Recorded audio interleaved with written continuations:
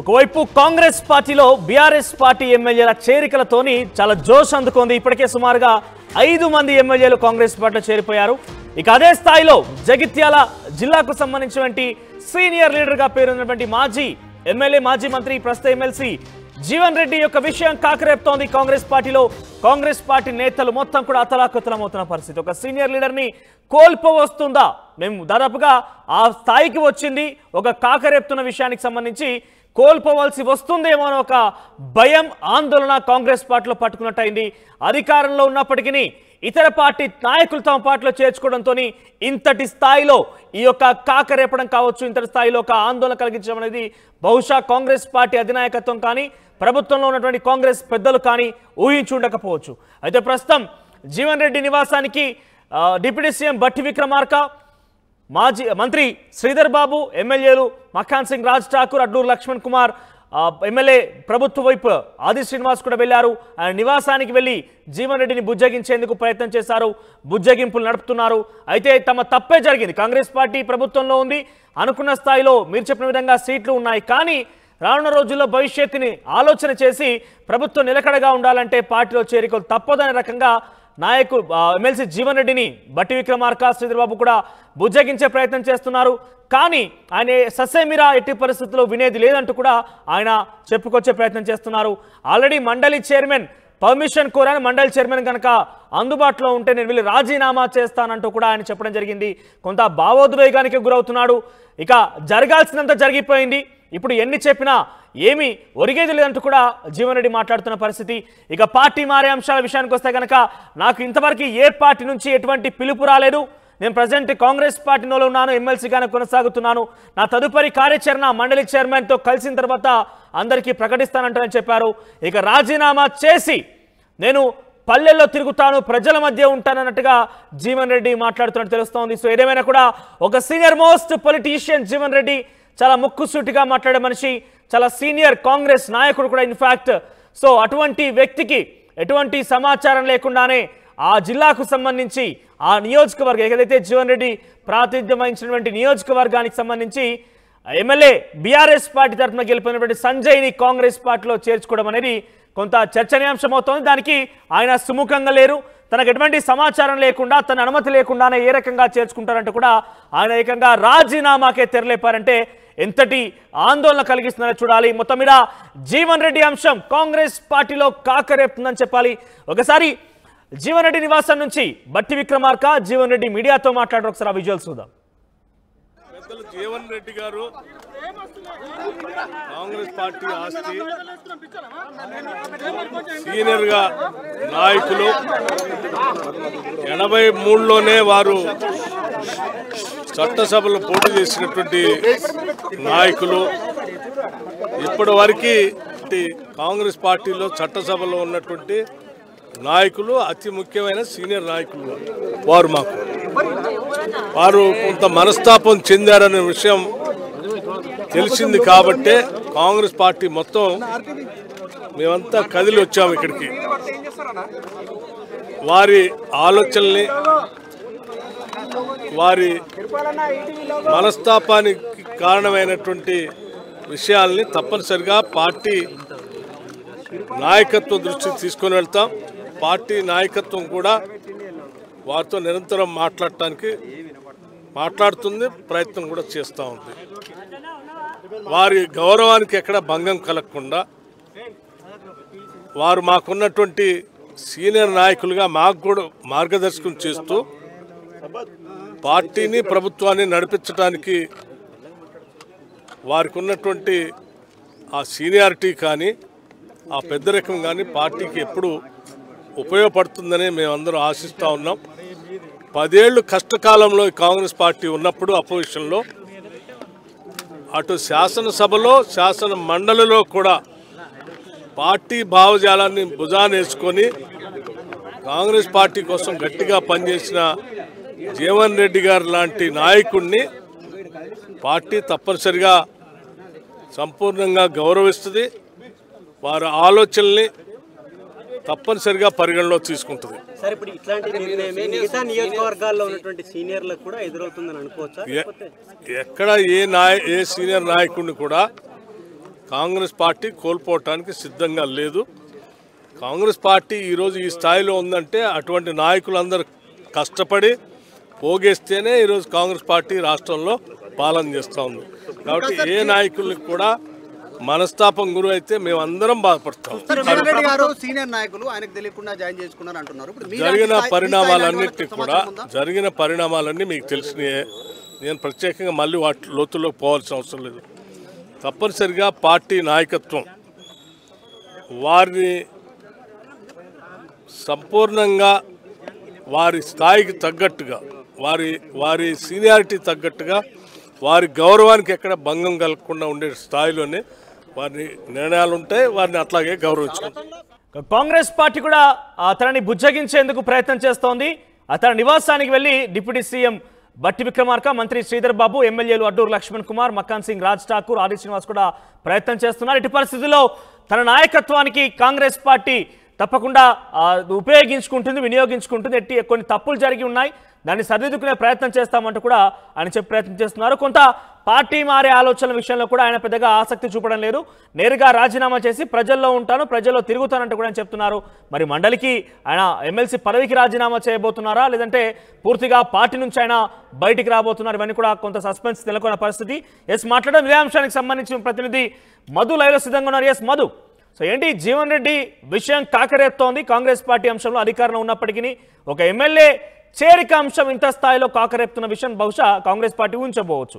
So ఏంటి బీజేపీలో చేరబోతున్నారు, బీఆర్ఎస్లో చేరబోతున్నారు, లేదా స్వతహాగా ఆయన పార్టీకి ఎమ్మెల్సీ పదవి కూడా రాజీనామా చేయబోతున్నారు? రకరకాల ఊహాగాలు వినబడుతున్నాయి. సో అప్డేట్స్ ఏంటి మధు?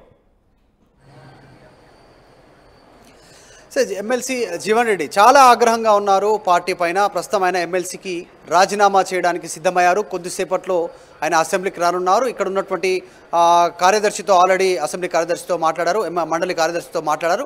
రాజీనామా చేసి పార్టీలోనే కొనసాగుతాను, క్షేత్రస్థాయిలో ప్రజల్లోకి వెళ్తాను, జగిత్యాలలో గడప గడపకి పాదయాత్ర ద్వారా ఇంటికి వెళతాను, అందరితో మాట్లాడతాను, వారి నిర్ణయం మేరకు ప్రజలు ఏం నిర్ణయిస్తారో దానిపైనే నేను కట్టుబడి ఉంటానంటూ జీవన్ రెడ్డి ఆర్టీవీతో కొద్దిసేపటి క్రితం స్పష్టం చేశారు.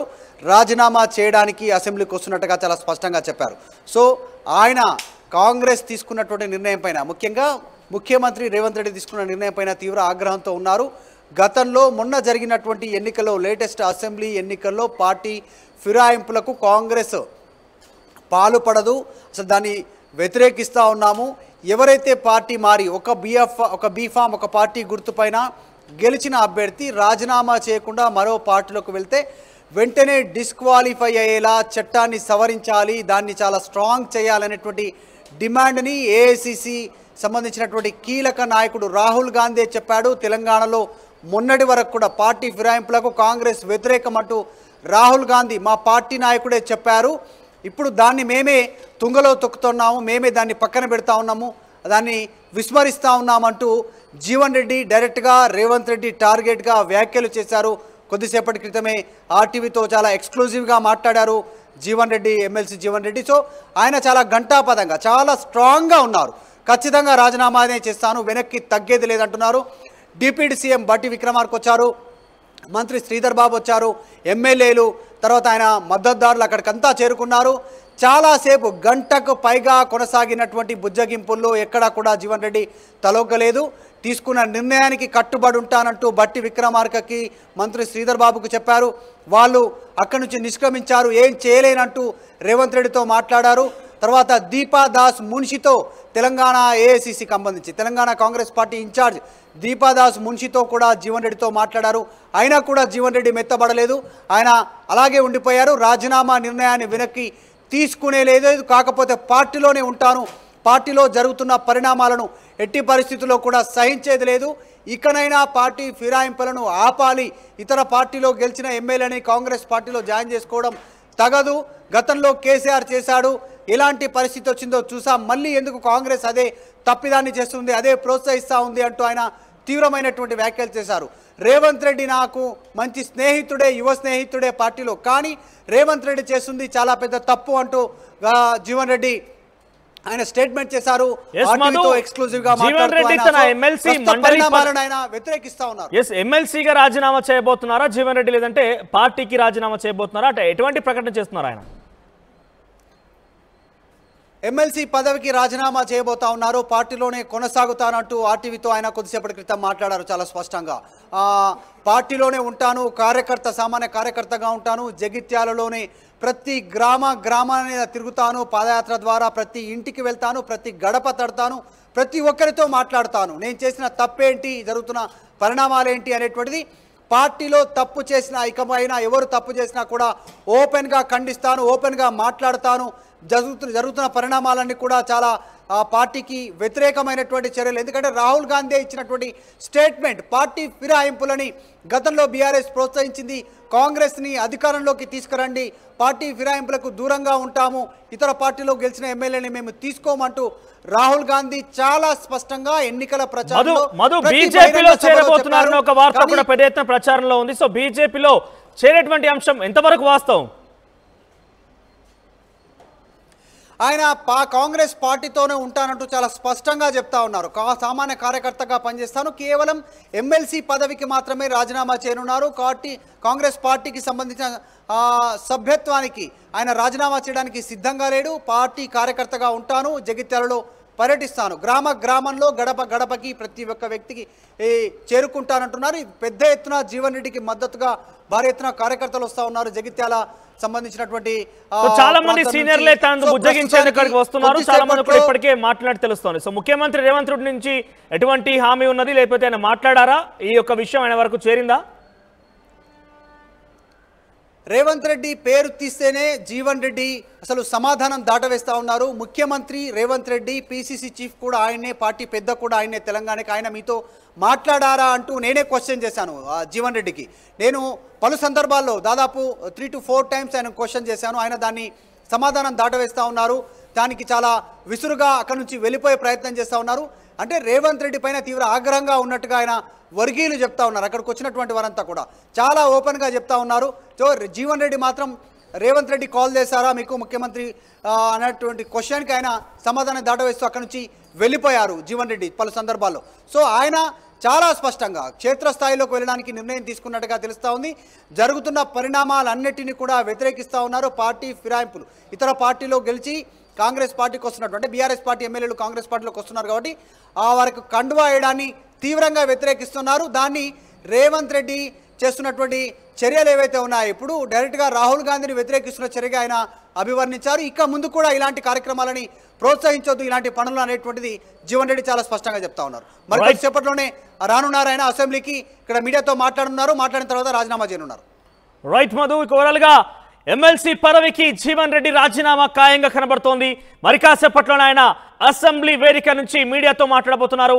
అయితే ఆయన మండలి పదవికి రాజీనామా చేస్తున్నారు, కానీ ఆయన కాంగ్రెస్ పార్టీలో కొనసాగే అవకాశం ఉంది.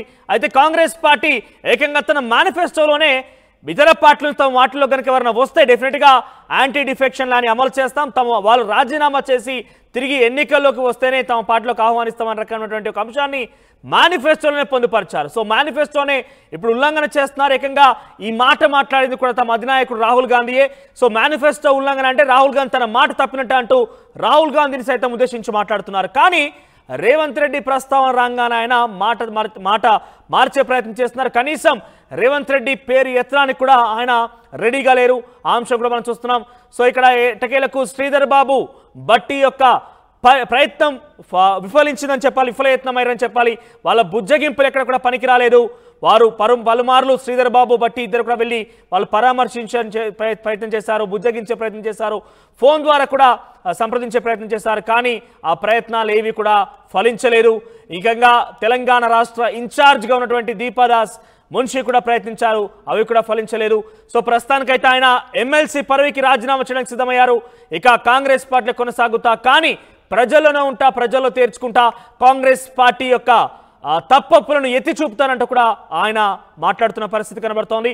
అయితే ఒకసారి జీవన్ రెడ్డి మీడియాతో కూడా ఏం మాట్లాడారో చూద్దాం.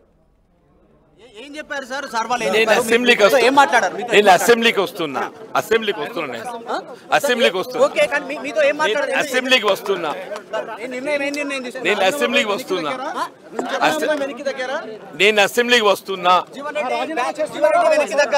నేను అసెంబ్లీకి వస్తున్నా నేను అసెంబ్లీకి వస్తున్నా నేను అసెంబ్లీకి వస్తున్నా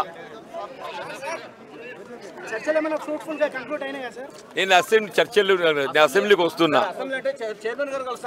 చైర్మన్ గారు కలవడానికి వస్తున్నా అంటే రాజీనామా వస్తున్నా అన్న నేను. There you can have talk. Still I'm council member. There I will talk. మేము ఎన్నికల ప్రణాళికలు పేర్కొన్నాం, దానికి అనుగుణంగానే మాట్లాడుతున్నాను నేను. ఎగ్జాక్ట్ రాహుల్ గాంధీ అన్నారు, ఇప్పుడు ఇక్కడ నుంచి విమర్శలు వస్తా ఉన్నాయి. నాయకుడు ఆయన కదనే, మా నాయకుడు ఆయన కదా. మరి ఎందుకు మీ నాయకుడు అన్న తర్వాత కూడా జరుగుతున్న పరిణామాలు ఎందుకు వరుసగా ఒకటి పోవాలని కోరుకుంటలేను నేను. జీవన్ రెడ్డికి మద్దతు నేను కాంగ్రెస్ లోనే ఉండాలని కోరుకుంటున్నా, కాంగ్రెస్ నుండి పోవాలని కోరుకోవటం లేదు. మీకు మిగతా పార్టీల మద్దతు, ఎమ్మెల్యేల మద్దతు పెరుగుతుంది. కాంగ్రెస్ లోనే ఉండాలని కోరుకుంటున్నాను, ఎవరి మద్దతు కొరకు కాదు, ఎవరి మద్దతుకు కాదు. నాకు 40 సంవత్సరాల సుదీర్ఘ ప్రజా జీవితం అనుబంధం ఉంది కాంగ్రెస్ పార్టీతో. Responsible person. ఇప్పుడు డిప్యూటీ సీఎం మంత్రులకు ఆ స్థాయి వాళ్ళకన్నా కనీసం సమాచారం ఉందా పార్టీలో జాయిన్ చేసుకోవాలి? నాకు తెలియని విషయాలు నేను ఎట్లా చెప్తాను? నాకు తెలిసిన విషయాలు నన్ను అడగని చెప్తాను నేను. నాకు తెలియని విషయాలు నన్ను అడుగుతున్నా ఎట్లా చెప్తా? ఇప్పుడు డిప్యూటీ సీఎం వచ్చారు, తర్వాత మంత్రి వచ్చారు, ఏం మాట్లాడారు జీవన్ రెడ్డి గారితో? మీతో ఏం మాట్లాడారు వాళ్ళు? ఇంతకాలం కలిసి పనిచేసినాము, కలిసి పనిచేసినటువంటి అనుభవాలు షేర్ చేసుకున్నాం. భవిష్యత్తులో పార్టీ బలోపేందుకు ఏం చేస్తే బాగుంటుంది, ఎట్లా చేస్తే బాగుంటుంది అనేది చర్చించినాం. రాజీనామా చేయాలనేటువంటి నిర్ణయం తీసుకోవడం వెనుక ఏం జరిగింది అసలు? ఎందుకు మీరు బాధపడ్డారా? కార్యకర్తలంతా కూడా బాబు మనస్తాపానికి గురైన బాబు, నా గౌరవాన్ని భంగం వాటిని చెప్పని భావించింది నేను. పార్టీ విధానాలకు భిన్నంగా పోతుంది పార్టీ అని ఒక ఆలోచన విధానంతో కొంత ఇబ్బంది ఫీల్ అయినా నేను. కాబట్టి ఏది ఇస్తుందో శాసన మండలి సభ్యతను రాజీనామా చేసి I will try to strengthen the party as an worker. నాకేది ఇస్తుందో కాంగ్రెస్ పార్టీలో అంటే నాకుండే ప్రజా జీవితం అనుభవంతో ఏది ఇస్తుందో పార్టీ బలోపేత చేసే ప్రయత్నం చేస్తాను. కేవలం ఎమ్మెల్సీ పదవికి మాత్రమే రాజీనామా చేయబోతారు? పార్టీలో ఉంటారు, పార్టీ బలోపేతం కోసం. ఎగ్జాక్ట్లీ. ఏం చేయబోతారు రాజీనామా చేసిన తర్వాత? తదుపరి కార్యాచరణ అంటే ప్రజల్లోకి పోతా, ప్రజాభిప్రాయానికి అనుగుణంగా పార్టీ అభిప్రాయాలు ఏదో ప్రజలకు చేరవేస్తా, ప్రజాభిప్రాయానికి అనుగుణంగా పార్టీ అభిప్రాయం స్ట్రెంథెన్ చేయడంతో పాటుగా ప్రజాభిప్రాయానికి అనుగుణంగా ముందు పోతా నేను. ఓకే. ఇప్పుడు రీకాల్ చేయాలని ఏమైనా అడుగుతున్నారా? ఇప్పుడు ఆయనను పార్టీలో జాయిన్ చేసుకురు, వద్దు తిరస్కరించాలనే డిమాండ్ ఏమైనా చేయబోతున్నారు? నేను పని చేయడానికి. ఇప్పుడు గతంలో కేసీఆర్ కూడా కాంగ్రెస్ పార్టీకి సంబంధించినటువంటి ఎమ్మెల్యేని బీఆర్ఎస్ ఎల్పీలో విలీనం చేసుకున్నటువంటి సిచ్యువేషన్ సేమ్ ఇప్పుడు అదే రిపీట్ అవుతాం తెలంగాణలో. అదే సరైనది కాదు అంటున్నాను నేను. నా అభిప్రాయం సరైనది కాదు అంటున్నాను నేను. మొన్నటి శాసన ఎన్నికల్లో కేసీఆర్ విత్ 105 మెంబర్స్ 105 మంది సభ్యులు కలిగి ఉండి కూడా ఏది ఇస్తుందో పరిణామాలు మనం గమనించినాం, ఫలితాలు మనం గమనించినాం. సంఖ్యాబలం ప్రధానం కాదు, మన మీద ఏదో ప్రభుత్వం ఆలోచించేట్టుగా విధానాలు ప్రధానమని చెప్పంటున్నా. మనం ఎన్నికల్లో పేర్కొన్నట్టు ప్రణాళికలో ప్రధానమైనటువంటి అంశాలన్నీ కూడా అమలు చేసినాం. రుణమాఫీ కూడా రేపు అమలు చేయబోతున్నాం. By August 15th we're going to implement loan wavering. అట్లాగే రైతు భరోసా కూడా మేము కల్పించబోతున్నామని చెప్పంటున్నాను నేను. మేము ఎన్నికల్లో పేర్కొన్నట్టు వాగ్దానాలకు తోడు ఇతరత్రా పేర్కొన్నవి కూడా మేము ప్రజల సంక్షేమార్థం అమలు చేయబోతున్నాం. దానికి అనుగుణంగా పార్టీ బలోపేతం అవుతుంది తప్పకుండా. మళ్ళీ తిరిగి అధికారానికి వస్తుంది. ఇక్కడ రావటం కాదు, జాతీయ స్థాయిలో కూడా రాహుల్ గాంధీ గారు ప్రధానమంత్రి ఎంపిక అవుతారు. రేవంత్ రెడ్డి పైన కోపమా జీవన్ రెడ్డికి? జరుగుతున్న పరిణామాల పైన కోపం. రేవంత్ రెడ్డి గారు నా మిత్రుడు, ఆయన మీద నాకెందుకు కోపం ఉంటుంది? మీ మిత్రుడు అంటున్నారు, మరి మీరు చెప్పలేదు అంటున్నారు. పరిణామాలను మీరు యాక్సెప్ట్ చేయట్లేదు. ఆయన మిత్రుడు ఎంత మాత్రాన ఆయన అమలు చేసేటువంటి ఒక విధానాన్ని నేను విభేదించడం కూడా తప్పే అంటారా? రేవంత్ రెడ్డి గారు నా మిత్రుడే అంటున్నాను నేను. ఆయన మీద నాకు వ్యక్తిగతం ఎందుకుంటుంది? ఆయన ముఖ్యమంత్రి గారు, ఆయన పటిష్టంగా పనిచేయాలి, ప్రజా కార్యక్రమాల అమలు లోపల వారి జీవితనిస్తున్నా నేను, వారికి అండగా నిలబడుతున్నా నేను. ఏఐసీసీ నుంచి ఎవరైనా మాట్లాడారా జీవన్ రెడ్డి గారు మీతో? దీపాదాస్ గారు మాట్లాడింది బాబు. ఏం చెప్పారు మేడం? ఏమన్నారు? మీ నిర్ణయాన్ని పునరాలోచించుకోమని చెప్పారు ఏమన్నా? జరిగిన పరిణామాల మీద ఆమె కూడా బాధపడుతుంది. జరిగిన పరిణామాలు ఆమె కూడా బాధపడుతుంది. ఇక ముందు కూడా మీరు పార్టీ ఫిరాయింపులు ఉండొద్దు అనేటువంటిది మీ డిమాండ్? నా అభిప్రాయం, ఇది నా ఆలోచన విధానం కాదు, పార్టీ ఆలోచన విధానం నేను గుర్తు చేస్తున్నా. ఓకే. త్వరలో బీఆర్ఎస్ ఎల్పీ మొత్తం సిఎల్పీలో విలీనం అవుతుందంటూ? మొత్తం విలీనం ఇప్పుడు చట్ట పరిధి లోపల ఏదైతే విలీనమైతే దాన్ని వివరం చేస్తామే. ప్రస్తుతం ఉన్నటువంటి స్కోప్ ఏదైతే ఉన్నదో, విలీనమైన స్కోప్ ఉంటే దాన్ని ఎవరేం చేస్తారు? మంచి స్కోప్ ఏదైతే ఉన్నదో ఏ విధంగా ఉంటే ఆ విధంగా జరుగుద్ది. స్కోప్ ఏ విధంగా ఉంటే ఆ విధంగా జరుగుద్ది. రేవంత్ రెడ్డి ముఖ్యమంత్రి, పీసీసీ కూడా ఆయనే. జీవన్ రెడ్డి గారితో మాట్లాడారా? చాలా మీరు సీనియరు ఆయన. Thank you. ముఖ్యమంత్రి రేవంత్ రెడ్డి మాట్లాడారా జీవన్ రెడ్డి గారితో అనేటువంటి మాటకు ఆయన సమాధానం చెప్పకుండా విషయాన్ని సమయం తీసుకున్నారు. మరికొద్దిసేపట్లో ఆయన మండలికి చేరుకున్నారు, రాజీనామా చేయనున్నారు జీవన్ రెడ్డి. వీడియో జర్నలిస్ట్ జాఫర్తో మధు మల్కేడ్కర్, హైదరాబాద్.